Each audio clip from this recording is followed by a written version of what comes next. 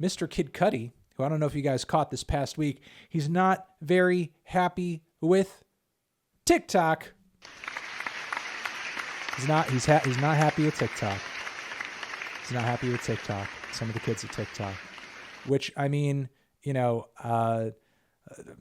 who is? Frankly, I've been on TikTok lately, and I don't know. I'm just over there. I'm doing some stupid jokes over there, and for whatever fucking reason, TikTok's like, "Hey, let's just throw this in front of 300,000 people. Let's do that." So honestly, I personally cannot be mad at TikTok right now. I can't be angry with TikTok because TikTok is just like, "Hey, this guy just made a stupid joke. Let's make sure 300,000 people see that. Let's do that." I've been on a lot of social media platforms for a long time, and the algorithm at TikTok completely baffles me. I have no idea why it throws certain things in front of your face and not certain things in front of your face. It is like the most random fucking thing I've seen in my life. But honestly, like sometimes stuff will get thrown in front of my face that is super obscure. It might have like, just a couple thousand views on it or likes. So, I mean, at least it's kind of chopping it up. It's changing it up, but I have no idea why or what it chooses to throw in front of you to show you or not. Like what the hell with this algorithm is getting rejected and what isn't. I really have no clue. It's like a complete voodoo to me. But and what interests me about the platform is that there's all these different little jokes and trends going on at any given time, like hundreds of them. And I'm not even aware of all of them. I'm like learning new ones all the time. It's like a really weird little like app enclave of the internet.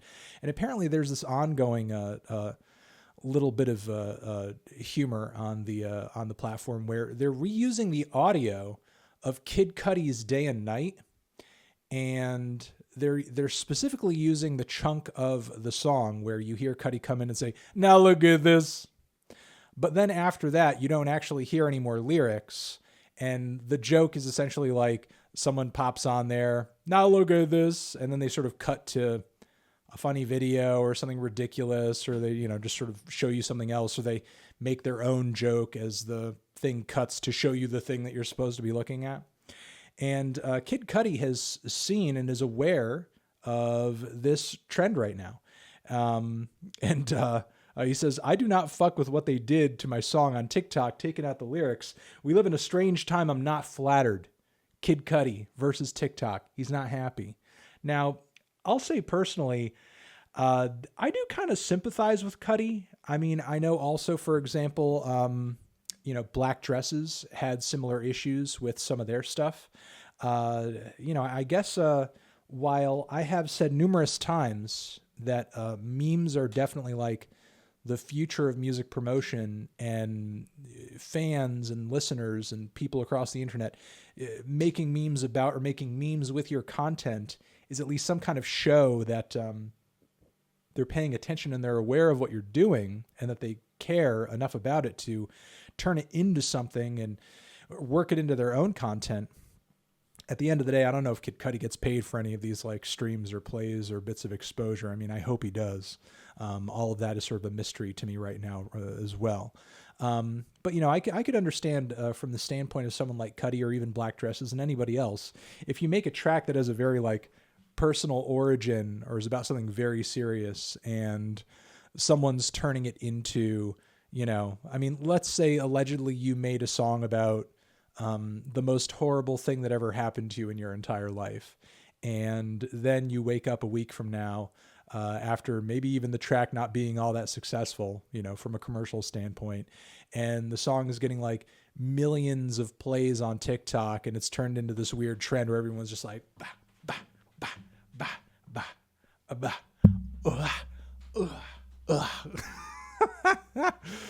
I mean, that's got to feel pretty bad. And, I personally, feel like content creators and musicians are lumped into this batch are like less in control of their content than ever. I mean, while I do like the freedom of creativity that the internet allows, and there certainly was like a bright and exciting future with that in the 2000s when it was like taboo and could get you in legal trouble to do a remix. Oh my God, you did a whole album where you took beats and instrumentals from the Beatles' White Album and then you put them together with acapellas from Jay-Z's Black Album. Oh my God. Oh, cease and desist. Oh, legal troubles. Ah. Like that was literally like how in trouble you could get for that shit back in the day. Shout out to Danger Mouse. And nowadays, you could turn whatever into fucking whatever on TikTok. It's ridiculous.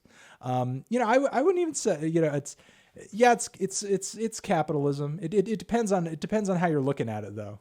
I mean, but I guess all I'm saying is that, you know, I sympathize with Cudi because it sort of seems like, that should be the kind of thing that, while I think TikTok is cool and I think remix culture is cool, and I think it shouldn't necessarily be the labels say as to whether or not something, you know, crops up on TikTok as a remix or whatever. You know, I feel like with Cudi, I think he's just feeling out of control in this moment. And, you know, but what are you going to do? You know, because I feel like the only option at this point for him is to essentially go to war with the fans and the users and like try to very aggressively take down every single instance and use of the song. And honestly, that could sour relations. That could turn you into the bad guy. It could become a whole Metallica versus Napster thing all over again. Now, Kid Cudi sort of followed this tweet up with something a little more positive. And, you know, I think this is maybe a little bit of a damage control. I'm not saying he's lying here or anything like that, but there were maybe some fans that didn't like, you know, the fact that he was being negative about the use of his song on TikTok and maybe came to his senses. And Kid Cudi's been making music for a long time. In fact, he was popular during that point in college that I told you guys about when, you know, Danger Mouse was getting fucking attacked for his, you know, use of the Jay-Z shit and the Beatles shit. But Kid Cudi follows up here and says, hey, I want to make things clear, and this is the last time I'm going to address it. The media has misconstrued my words. I am not pissed or angry. Okay, he's not angry. As some articles are saying, I don't have a problem with TikTok kids at all and what kids do on there. When Memories and the Scots went viral, I thought it was pretty cool. And when I made Day and Night, I wanted to help people. I never imagined it would be used in a joking manner. It threw me off a little bit.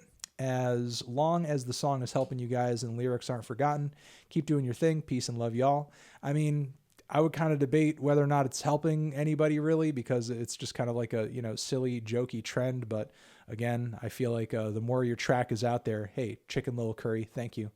The more your track is out there, I'll preface this by saying, look at it this way. The more your track is out there, yeah, in this joke, people may not be sort of getting the full brunt of what you were saying and what you were meaning, especially with the lyrics being stripped out. There are a lot of people, I'm sure, being exposed to it totally out of context.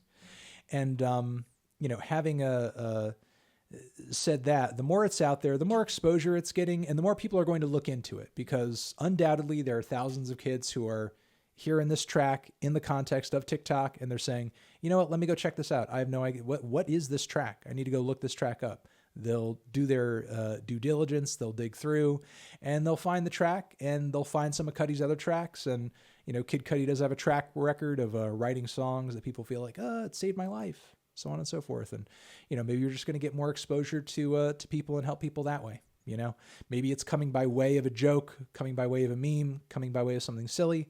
But ultimately, you know, it could end up turning out into something positive. So, you know, as much as I am sad that, you know, Cudi feels at least a little unempowered at this point in time, you know, I feel like it's kind of hard for artists to keep track of all the use of their content these days, especially when they're popular.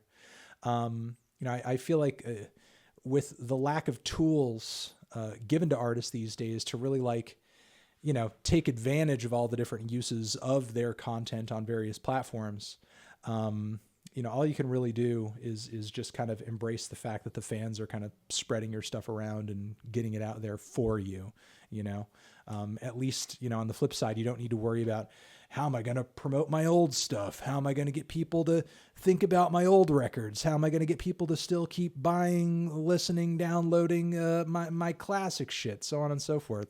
I mean, you know, with shit like TikTok and with memes like this, it just kind of bubbles up organically, and you don't really need to force it. The internet kind of does it for you. Thank you very much for watching this clip on TND Streams. To see more, subscribe to the channel and also click on the video link next to my head. Also, make sure to check out our other YouTube channels linked down below to see everything else we do week to week.